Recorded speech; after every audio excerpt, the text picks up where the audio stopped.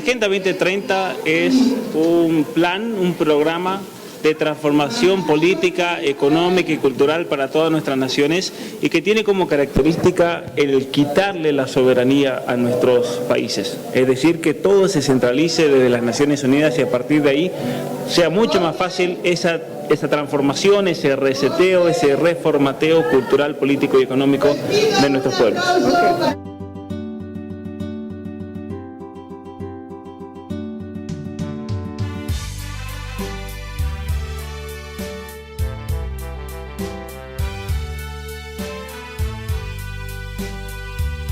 Todos los que ven el canal y que viva Cristo Rey, les doy mi bendición y va acompañada también mi oración por ustedes en el nombre del Padre y del Hijo y del Espíritu Santo. Amén. ¿Qué tal, amigos? ¿Cómo están? Muy buenas noches. Saludos a todos en esta entrevista colaborativa entre los canales de Derecha Mexicana y el canal de Y que Viva Cristo Rey. Aquí con nosotros está la profesora Sadi Chávez. ¿Qué tal, Sadi? ¿Cómo estás? Muy bien, Ricardo. Muchísimas gracias por la invitación. Es un placer estar aquí contigo hoy. Qué bueno. Para los que no lo conocen, Sadi nos habla desde el estado de Texas, en Estados Unidos. Sadi, ¿por qué no le platicas un poquito al público lo que tú haces, a qué te dedicas, cuál es tu óptica dentro de esta batalla cultural? Bueno, sí, por supuesto. He nacido en Cuba y me he criado en España. Y hace 8 años me mudé a Estados Unidos. Primero estuve un tiempito en Florida y hace 3 años me mudé a Texas y comencé a trabajar como profesora en el programa Bilingües de aquí de Texas. A través de este programa me abrió el campo de las ideas de realmente acercarme a la comunidad, sobre todo a la comunidad mexicana, que es en su mayoría los hispanos que se encuentran aquí en Texas. Por el contrario, bueno, ya saben, en Florida la comunidad hispana es mayoritaria cubana y venezolana, pero por acá pues estamos más cerquita con los tejanos y los mexicanos. Y a partir de este programa, pues descubrí y me acerqué a la comunidad muchísimo más y descubrí sus necesidades y sobre todo sus necesidades a través de la educación y cómo estas necesidades afectaban a los niños y cómo podríamos mejorar esas relaciones entre las familias hispanas y las familias aquí de Estados Unidos y pues el gobierno en general. Ok, perfecto. Y a ver, Sadi, lo que tú mencionas es muy importante porque el tema de educación dentro de un espectro de batalla cultural es un tema del que normalmente no se habla. Por ejemplo, en México, para comentarte un dato rápido, en México la educación ha sido prácticamente desde 1907, que fue cuando nació nuestra Constitución actual, ha sido una herramienta de adoctrinamiento del Estado. A través de la educación, el Estado pues ha escrito la historia a su conveniencia, ha enseñado a odiar a los niños, a odiar a la religión, a odiar a ciertos personajes históricos, a ciertos países. Tú que, por ejemplo, te criaste en España, yo te lo digo de forma muy directa, en México a los niños se les enseña a odiar a España. Es una realidad desde el aparato de educación pública y es pocos los menores o incluso los adultos que se atreven a romper estas leyendas negras, estos paradigmas. Quisiera iniciar con una pregunta muy, muy puntual hacia ti. ¿Qué importancia tiene la educación en la batalla cultural? Porque una persona que está haciendo activismo de derecha, activismo pro vida, pro libertades individuales, pro libertad de expresión, pro familia, ¿por qué debería de interesarse en la educación? Bueno, realmente la educación es la base fundamental de esta batalla cultural, es lo que necesitamos enfocarnos pues mayoritariamente, puesto que si perdemos a nuestros niños, si perdemos a nuestros jóvenes, es muy difícil poder realizar un cambio generacional y volver a establecer esos valores que tanto nos hacen falta, que tanto necesitamos, y también mantenernos alejados de todas estas ideas, de todo este adoctrinamiento, como mismo comentabas, que se está introduciendo en nuestras comunidades. Entonces la educación es la base de absolutamente todo. Si no tenemos educación, si no nos informamos, si no comparamos, aprendemos de nuestra historia, no tendremos un futuro. Por lo que realmente tenemos que luchar muchísimo por proteger a nuestros niños, proteger la enseñanza y tratar de frenar todas estas ideas que están tratando de crear una alienación entre los niños, la familia y cómo también vemos el Estado y su funcionamiento en la sociedad. Oye, ahí en Estados Unidos, ¿cómo funciona la educación? ¿Quién dicta el contenido educativo? ¿El gobierno federal o el gobierno local? Bueno, realmente se siguen unas directrices desde el gobierno federal, pero recordamos que los Estados Unidos pues tiene también su propia jurisdicción dentro de cada estado. Entonces realmente esto va a variar bastante. Dependiendo de en qué estado te encuentres, tendremos distintos programas educativos y también tendremos distintas, como decir, ideologías, dependiendo del partido político que esté controlando el gobierno en ese estado. Por lo que realmente la enseñanza que podemos encontrar en un estado como California, que es muy liberal, o Nueva York, no va a ser la misma enseñanza que podemos encontrar en el estado de Texas o en el estado de Florida. Dependerá de esas instituciones y dependerá de la ideología política que esté controlando el estado. Para hablarles un poquito, por ejemplo, sobre el estado de Texas, hay 4 estados en Estados Unidos que tienen implementado el programa bilingüe. Son estados que en su mayoría tienen mucha población hispana, por lo que se les favorece a través de la enseñanza que los niños tengan acceso a crecer en este programa en el cual pueden aprender a leer y a escribir en ambos idiomas y luego a medida que van creciendo se van enfocando más hacia el inglés para conseguir pues sus grados para poder ir a la universidad en un futuro si desean. Pero es muy importante que tengamos este programa, puesto que pues tenemos nuestra lengua madre, nuestra lengua materna, y se ayuda y se protege a enfatizar esa cultura que tenemos a través del idioma y para poder pues continuar conectando, por ejemplo, a familias que todavía no hablan el idioma inglés a través de sus hijos, a través de esta nueva generación con la vida estadounidense. Por lo que, como he dicho, depende de cada estado y tenemos que ser muy sabios a la hora de elegir a qué estado de Estados Unidos nos gustaría movernos. Ok. Oye, Sadi, una pregunta. ¿Tú consideras que la escuela se ha vuelto un espacio de adoctrinamiento político actualmente?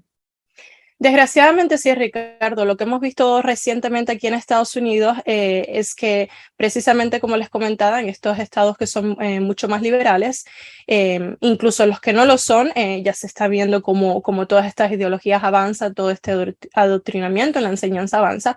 Tenemos muchísimos ejemplos recientes de cómo se ha implementado material escolar, el cual no está adaptado a lo que los niños deben estar estudiando o sea, a lo que se debe dar en las escuelas. Son materiales que no están aptos para la edad de estos niños o el desarrollo sociocultural que el niño tiene que tener a diferentes edades. Hemos visto recientemente libros que les he presentado en una de mis charlas en los cuales se habla de educación sexual a temprana edad.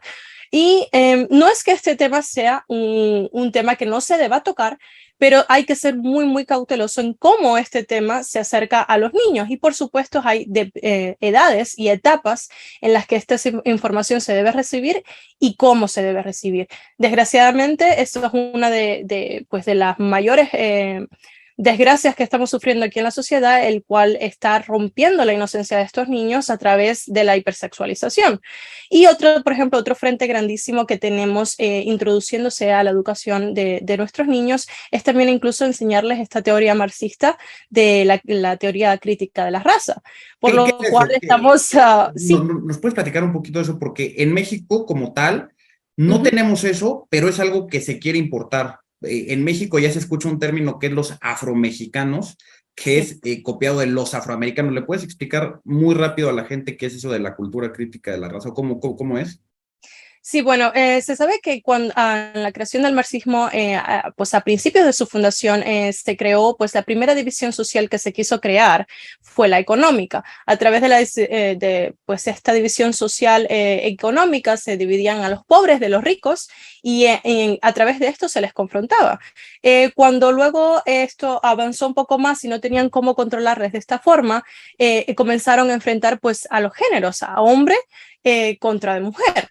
Y al pues, ideologías avanzar, han creado otros tipos de separaciones entre la sociedad para crear conflicto, por lo cual vemos que cada vez más, en vez de pues, combatir el racismo y tratar pues, una igualdad, una equidad en la sociedad, vemos cómo se crean estos nuevos grupos, por ejemplo, del indigenismo, de los afrodescendientes, que por cierto, a mí me parece una cosa muy curiosa, es que se está reclamando pues esta cultura, por ejemplo, africana, cuando quizás pues ha sido tu abuelo, tu tatarabuelo, y realmente no tienes una conexión directa con África a través de pues, ya 3 generaciones. Sí que tienes tu raza, pero no tienes esa identidad cultural. En cambio, se hace lo contrario, y como bien comentabas antes con la leyenda negra, se crea odio hacia, por ejemplo, España, que ha sido pues, pues el gran imperio de la cultura que se ha exportado a América y de la cual pues le debemos muchísimo,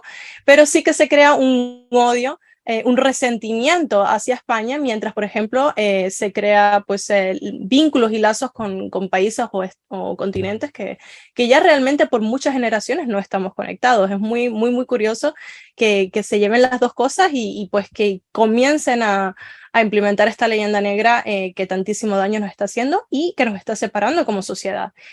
Sí que es verdad que este tema de la teoría de la crítica de la raza se toca muchísimo más en Estados Unidos, puesto que aquí pues los grupos culturales, las razas tenemos mucha más variedad de lo que se puede encontrar en México quizás, pero sí que puedo comparar esa teoría en cómo se está implementando en México a través, por ejemplo, del indigenismo y, como mismo estás comentando, a través de pues, nuevos grupos como el afromexicano y pues crear todas estas divisiones sociales, las cuales victimizan a estas minorías en contra de la mayoría y pues a través de esa victimización pues hacen que nuestros niños crezcan con un complejo, incluso pues con este bias positivo, con este, pues es el efecto contrario de lo que sería racismo, pero realmente no tiene un buen efecto en nuestra sociedad, puesto que al crecer con esta dependencia hacia el gobierno, al crecer con este complejo que nos enseñan de que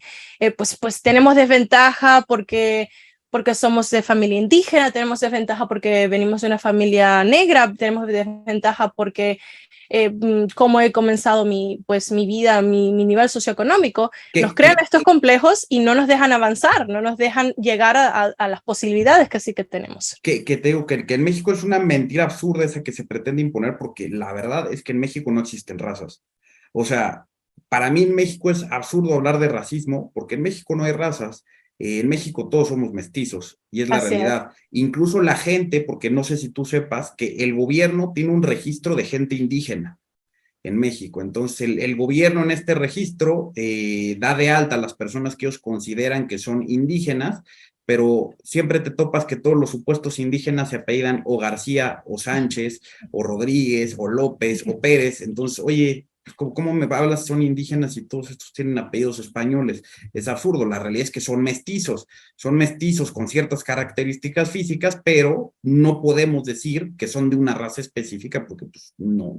En México las razas puras prácticamente son inexistentes. Sí, se confunden muchos términos, la raza con la identidad cultural.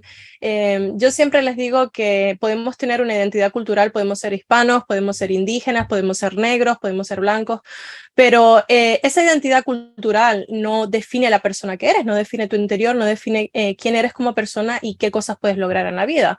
Si aceptamos ese concepto que nos quieren vender desde la izquierda, en el que tenemos que categorizarnos en estos grupos y que automáticamente por ser parte de este grupo estamos en desventaja, eso ya emocionalmente nos pone en un nivel en el cual no nos permite progresar. Sí, estoy de acuerdo. Oye, esa es una pregunta. ¿Tú consideras que los gobiernos deben tener injerencia en los planes de estudio de las escuelas? Bueno, siempre desde el gobierno se crea un plan educacional, pues con ciertas guías, las cuales se deben cumplir para un óptimo aprendizaje. El problema es cuando estas guías se ven totalmente politizadas y les infiltran la ideología de ese partido que tienen a su conveniencia. Entonces no están realmente pensando en la educación de estos niños o en un futuro mejor para el país, están simplemente pensando en de qué forma van a adoctrinar a esta generación para ellos pues quedarse en el poder apoderarse pues, de las mentes de estos futuros jóvenes y realmente pues acumular esos votos en vez de preocuparse de realmente que se formen, que crezcan, que se eduquen y que sean una parte valiosa de la sociedad. Entonces sí que desde el gobierno se debe crear ciertas guías, pero está en nuestra atención ver como ciudadanos, cómo podemos controlar que el gobierno no sobrepase estas guías y permita que continuemos siendo ciudadanos libres y que elijamos nuestro camino y nuestro aprendizaje. Oye, y el otro día, por ejemplo, veía una propuesta que señalaba que el sector privado debería tener una injerencia importante en los planes educativos porque al final del día la gente va a usar esos conocimientos en beneficio del sector privado. ¿Tú qué consideras de esa idea?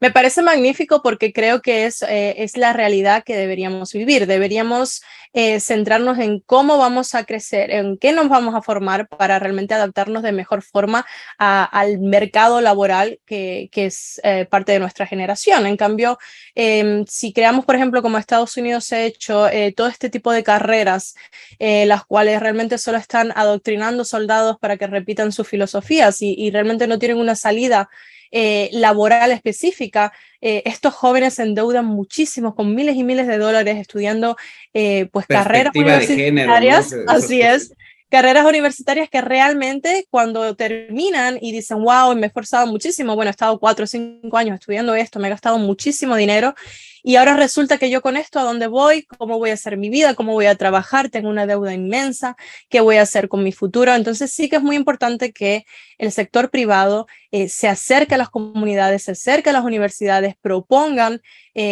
pues cambios y carreras que realmente puedan conectar a estos estudiantes con el mercado laboral real. Eso es lo que se debería hacer. Y además también hay 2 ideas que a mí me encantan, que comienzan desde la edad temprana de la educación.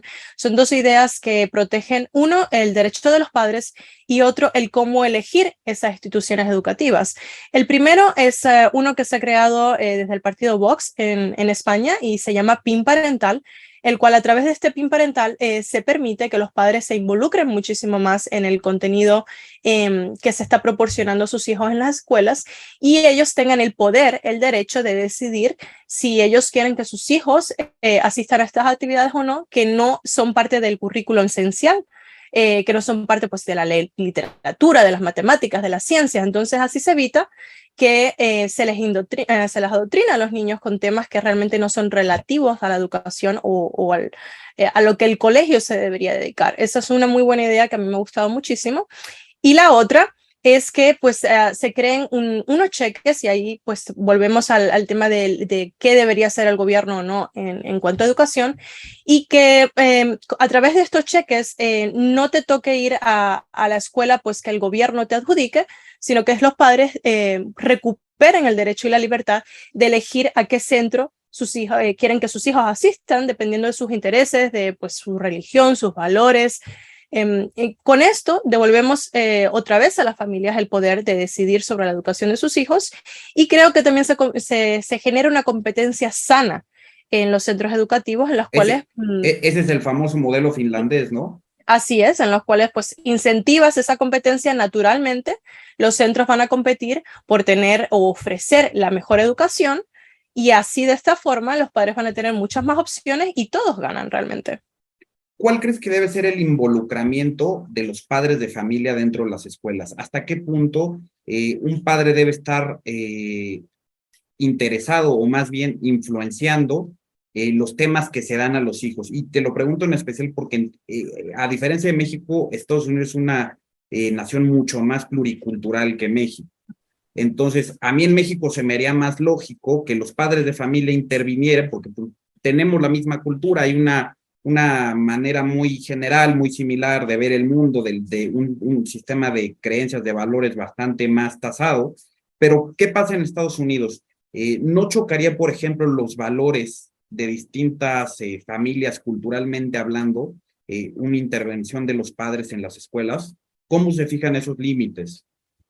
Bueno, realmente se crean organizaciones dentro de cada distrito escolar, en los cuales tienen una parte que representa a la institución educativa, una parte que representa al gobierno y luego una parte que representa a los padres. En este comité que se crea, los padres, pues siempre lo óptimo es que encontremos personas que representen pues más o menos a cada grupo, cada colectivo, a cada minoría. Y que realmente a través de esa voz se llegue pues a un acuerdo, se lleguen a ciertos acuerdos que permitan que estos niños tengan una educación óptima. Y en cuanto a tu pregunta, sí que me parece esencial que los padres se involucren lo máximo posible con el centro educativo al que sus hijos asisten, que estén informados de qué se imparte, de qué materiales se le imparten a sus hijos, que esté involucrado en las organizaciones de padres y maestros, que trate de asistir a esas reuniones para estar presente en la vida educativa de sus hijos, y también recordarle a estas instituciones educativas que ellos están alerta de qué es lo que ocurre con sus hijos y que a sus hijos, pues en ciertos temas ellos los educan en casa y que ellos están poniendo a sus hijos a disposición del centro para que sean educados en los materiales y los valores que ellos necesitan impartir sin sobrepasar ciertas líneas. Oye, a ver, una pregunta sobre México y te pongo un contexto. En México hay un gran problema respecto a la educación en las familias, que es el tema económico.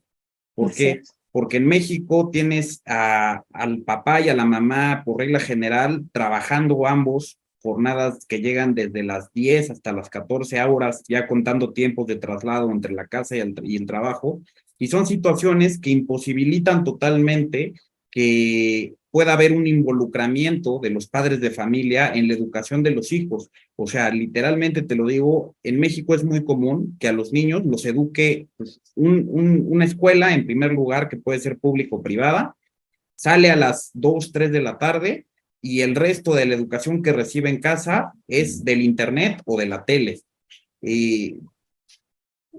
¿Cómo crees que se podría lidiar con esta situación en la que es física y económicamente imposible para los padres estar pendientes en la educación de los hijos? Sí, así es, realmente es una situación muy común y muy desafortunada que muchas de las familias hispanas pues confrontan, y pienso que era una situación tan delicada como esta en la cual pues simplemente por trabajo, por economía, no les permite estar tan presente como les gustaría en la vida de sus hijos o en su educación. Pues sí que pienso que es muy importante tratar al menos de mantener esa relación, esa comunicación con su hijo y también con el entorno, con la comunidad, y aprovechar esos momentos, esas instancias que tienen para quizás votar, ejercer su voto, ejercer su voz, pues en estas organizaciones, tanto en la escuela como a nivel gubernamental, las cuales ellos por lo menos se pueden asegurar de que un candidato que les represente sus valores, sus ideas, llegue a ejercer su posición y pues valore estas ideas que los padres todavía mantienen en casa. Entonces, y que la lleve al sistema de educación. Así es, entonces el trabajo está en que si no podemos estar presentes, por lo menos asegurarnos de que podamos ejercer el derecho al voto y que pongamos en esa posición a una persona que pueda representar esas ideas y que vigile que estos centros educativos pues mantengan ciertas líneas que realmente representen los valores de estas familias hispanas. Muy bien. Oye, por ejemplo, aquí, no sé si lo sabes, pero está cambiando el sistema educativo a raíz del encierro. Se está cambiando un sistema de grados por un sistema de fases. Se acaba de nombrar una nueva secretaria de educación a nivel federal, que es la persona, la burócrata encargada de todo el tema educativo. A ella se le preguntó en una entrevista hace poco, oye, ¿cómo un niño de segundo de primaria, que sería en la educación básica, en la elementary school, para que me entiendas, aprendería a sumar? Ella respondió, no podría contestar eso. O sea, la secretaria de Educación. En México hay un gran problema, que se está centrando el contenido educativo más en una cuestión ideológica. Por ejemplo, yo tuve oportunidad de hojear los libros de educación básica que están en internet y me llamó mucho la atención de que hay capítulos enteros que le enseñan a las mujeres a victimizarse. Les dicen que literal ellas son víctimas de violencia, que siempre han sido víctimas de violencia, que deben hacer algo al respecto. Incluso me topé en los libros de los niños de 11 años que hay prácticas escolares que consisten en hacer protestas. O sea, imagínate esto, o sea, en el libro dice, oigan, vamos a hacer una protesta social, y les explica, tienen que agarrar carteles y pintar así y asá y escribir este tipo de cosas y para protestar. O sea, es una situación en la que a los niños se les enseña, en lugar de matemáticas, geografía, historia real, a protestar. Así es muy desafortunado. ¿Tú cómo crees que se podría incentivar en los niños y adolescentes un razonamiento crítico? Bueno, esto es muy importante porque realmente, y es lo que está fallando la educación, a un niño en la enseñanza se le debe tratar de explicar las herramientas para que él por sí mismo desarrolle, pues como comentabas, un pensamiento crítico, el cómo pensar. Y en cambio lo que está ocurriendo ahora desde los centros es que se les dice el qué pensar. Entonces este niño crece escuchando simplemente lo que tiene que hacer, lo que tiene que decir, cómo tiene que pensar, sin realmente desarrollar pues estas, lo que llamamos aquí skills, como esas herramientas que pueden utilizar en un futuro Aptitudes. para, sí, para pues desarrollar su cabeza, desarrollar pues esas nociones de discernir realmente de lo que es bueno, de lo que es malo y cómo tomar las mejores decisiones en su vida. Y a mí me parece, volviendo a lo que había comentado antes, que ahí es donde está la decisión de los padres de familia, ahí es donde está la decisión de los ciudadanos, de ver, por ejemplo, cómo se ha elegido como representante de educación a una señora como la que comentabas desde el gobierno, las cuales pues no estoy muy segura si ha ido a votación o no, pero sé que ha sido aprobada por el gobierno. No Ahí se tenemos vota. que decir, Ese claro, lo puesto no se pone el vota. gobierno y dice, bueno, esta señora es la que yo quiero que represente pues a la educación, y vemos que hace cosas como esta. Entonces, ¿qué pasa? Ahí es donde nosotros como ciudadanos debemos actuar, debemos poner el freno y debemos decir, nosotros no estamos eligiendo esto no me representa, las próximas votaciones de gobierno debemos actuar, debemos cambiar lo que está ocurriendo y debemos elegir personas que hagan un mejor trabajo en nuestra sociedad. Entonces ahí es donde está la oportunidad de crear esos cambios y por supuesto como comunidad y como sociedad, pues continuar dando esta batalla cultural tan importante que nos toca a los conservadores de preocuparnos muchísimo por la cultura. Es algo que incluso Agustín Laje recientemente estaba comentando y me parece muy sabio de su parte. Es como la diferencia de cómo la derecha, desgraciadamente, por muchas generaciones no les interesó, no se preocuparon de la cultura y de la enseñanza y se dedicaron un poco a ser más individualistas, a los negocios, a la prosperidad, dejaron este sector a un lado. Y esa fue la oportunidad de la izquierda, de los marxistas, de implementarse a través de la cultura de forma muy fuerte en varias generaciones, las cuales ahora está siendo muy difícil pues abrirles los ojos, enseñarles que estos métodos, que estas cosas como sociedad nos van a llevar a un camino muy desgraciado, a una bancarrota no solo económica, sino social. Entonces sí que es muy Y hasta importante. espiritual, ¿no? Casi. Así es, y hasta espiritual. Bueno, es que ya vamos a ver como casos como Nicaragua, en el cual ya totalmente se está prohibiendo hasta las religiones, están echando a los padres de las iglesias, están echando a los grupos de monjas de Nicaragua, se está haciendo una guerra en contra pues de los ciudadanos y de la fe. Entonces no podemos permitir que, por ejemplo, un país como México, que es tan fundamentalmente católico, cristiano, lleguemos a estos extremos. Debemos poner un freno y pues abarcar todas las áreas que necesitamos para combatir, para dar esta batalla cultural y por supuesto desde la educación, desde la cultura, desde la economía, desde la familia, las pequeñas comunidades, los centros y como comentaba, ejerciendo el voto, que es muy importante para hacer un cambio real en el país. Que los que nos ven recuerden una cosa, que uno de los postulados de Marx en el manifiesto del Partido Comunista es que precisamente las religiones son un medio de dominación hacia la clase oprimida. Decía que era el opio del pueblo la religión. Entonces, que no nos sorprenda tanto que los gobiernos de tinte socialista de izquierda busquen continuamente a través del aparato de la educación pública o privada y el control que ejercen sobre ella, acabar con toda noción de posible religión. Como te comentaba, Sadi, en México es algo que lleva ocurriendo desde ya prácticamente 100 años. Y así como se le enseña a los niños a odiar a España, se les enseña a odiar al clero. ¿Por qué? Porque toda nuestra mística histórica está construida alrededor de ver a la iglesia como el enemigo. No sé si has oído en México que se exalta mucho un hombre que se llama Benito Juárez. Benito Juárez se le exalta porque le robó sus cosas a la iglesia. O sea, esa es de fondo la causa por la que él es considerado un héroe histórico, porque se opuso a la iglesia y les expropió todo lo que tenían.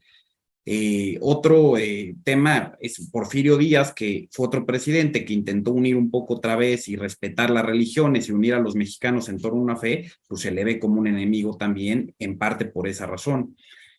Sadi, ¿tú cuál consideras que debe ser el papel de un profesor dentro del aula? Porque ya hablamos del papel del estudiante, del padre de familia, del gobierno. ¿El profesor qué pinta aquí? ¿Qué debe hacer un profesor? Profesor, para empezar, debe de tener ética, tiene que tener valores y debe respetar ciertas guías, las cuales no debe superar, y es el inmiscuirse en lo que le corresponde a la familia, pues educar a ese niño. El profesor está para ser una guía intelectual, darle las herramientas a ese niño para que desarrolle sus capacidades de pensamiento crítico, de conocimiento, de cómo buscar información, de cómo aprender a leer, a escribir, a hacer matemáticas, ciencia. Debe ser una figura, un rol que represente pues la guía para ese niño para desarrollarse hacia la edad adulta. En ningún caso el profesor debe ser una persona que adoctrine, una persona que involucre su vida personal o sus decisiones personales en el aula, o que pues brinde temas que no están relacionados con la educación al aula, pues aislando a estos niños de sus padres y endoctrinándoles en ciertas pues, ideologías que realmente están siendo nefastas en nuestras comunidades.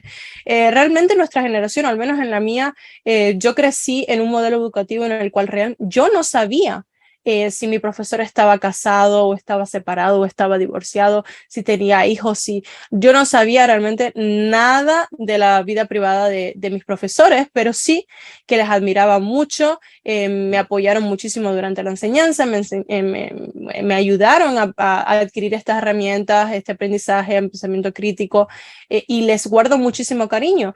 Pero ellos nunca inmiscuyeron su vida personal o política o ideologías políticas dentro del aula. Creo que desgraciadamente, o por lo menos como lo estamos viendo aquí en Estados Unidos, es algo que cada vez más está ocurriendo, el cual el profesor pasa de ser una figura hacia la que admirar o una guía, a ser como si fuera un amiguito de fuera de la escuela, el cual te está contando su vida privada, su ideología política, pues sus decisiones personales.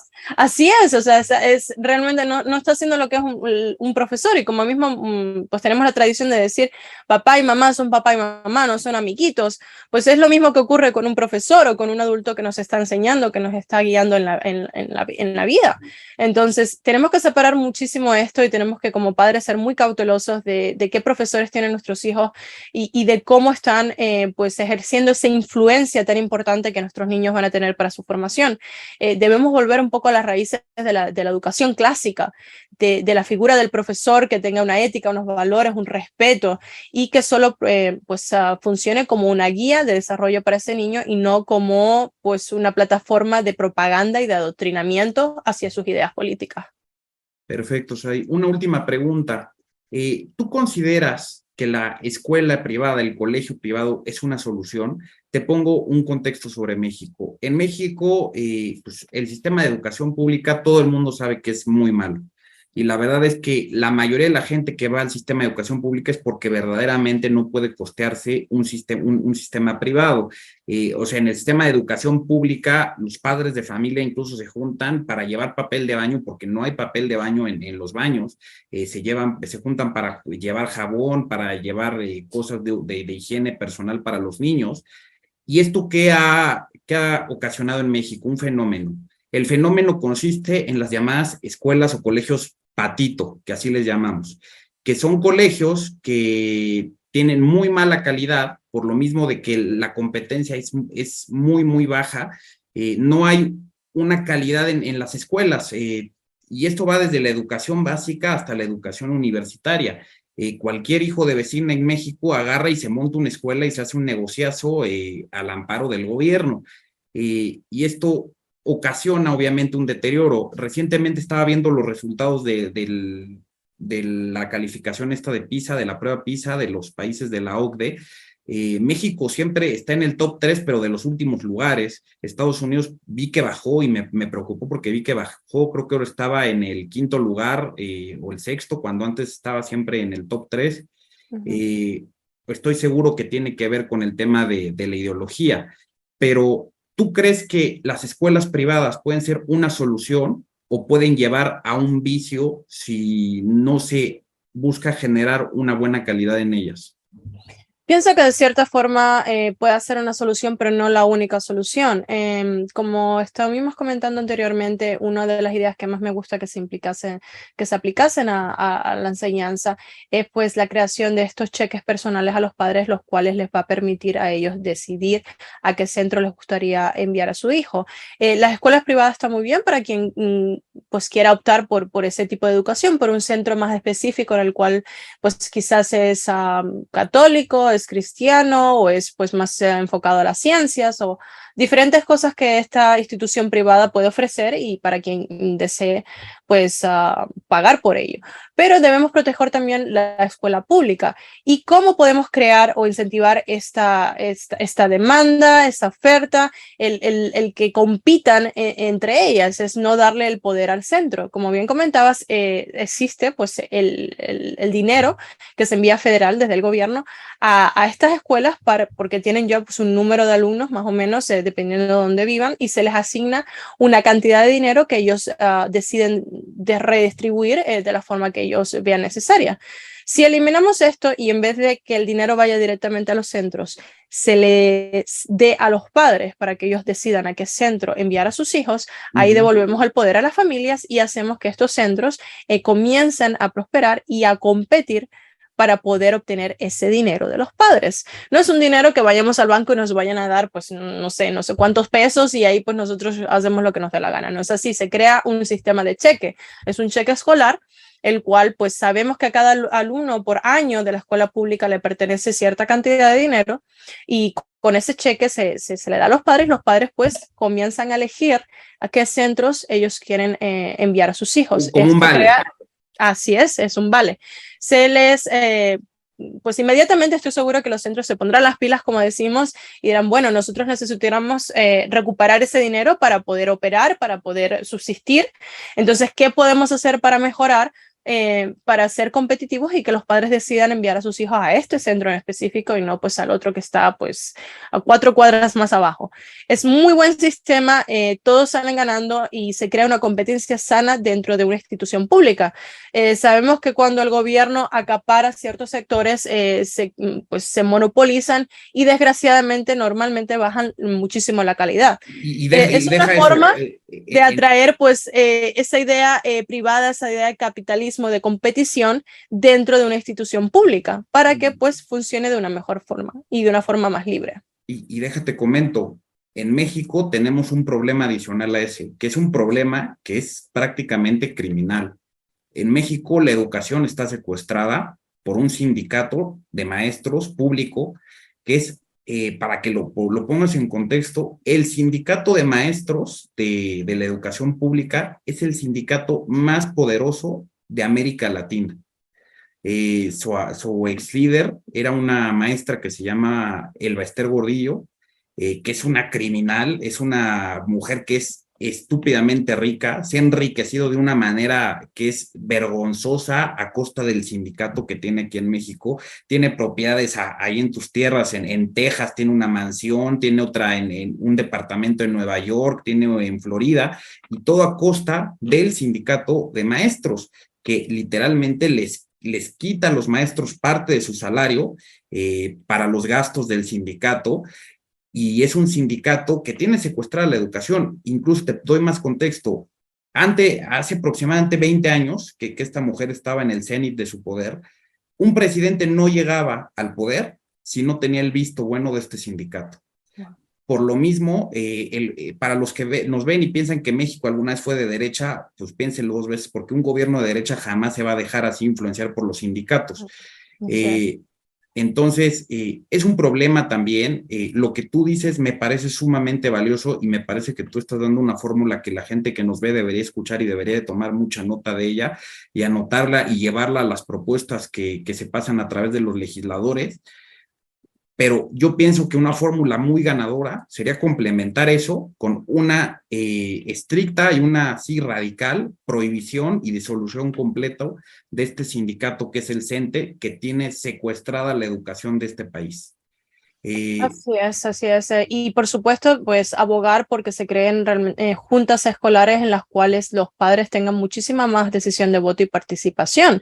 No se puede pues monopolizar esa decisión o ese poder, como bien dices, en un sindicato que controle pues a la institución educativa y controle pues la enseñanza y lo que los padres consideran o no. Debemos tener un balance y sobre todo ese balance tiene que venir de parte de los padres. Se deben crear instituciones en las cuales los padres sean los que pues se reúnan en comité y decidan, voten por su futuro, por el futuro de sus hijos, por las decisiones clave en la enseñanza y no a través de los profesores. Los profesores realmente pues ya tienen sus salarios y son parte del gobierno y eso es como ellos tienen que ejercer. Ellos pueden reunirse de forma aislada para pues tocar temas de enseñanza dentro de lo que es su propia institución, pero no deben tener o llegar al poder de decisión, de tomar todo pues ese dinero y decidir en todo el futuro de la educación sin contar con el consentimiento de los padres. Entonces,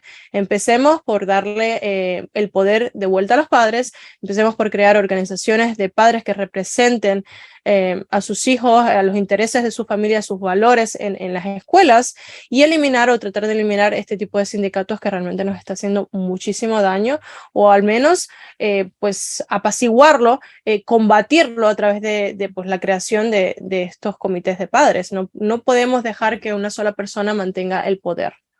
Perfecto.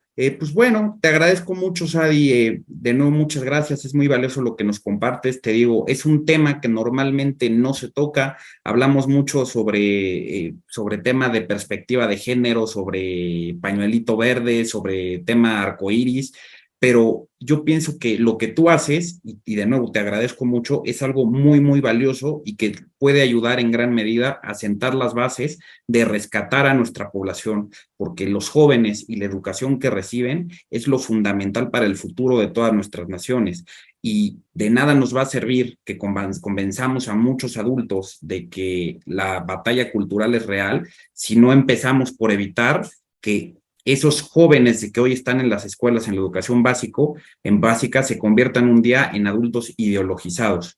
Te agradezco mucho. A los que nos están viendo, no olviden dejar sus comentarios, sus preguntas, darle like a este video y suscribirse al canal.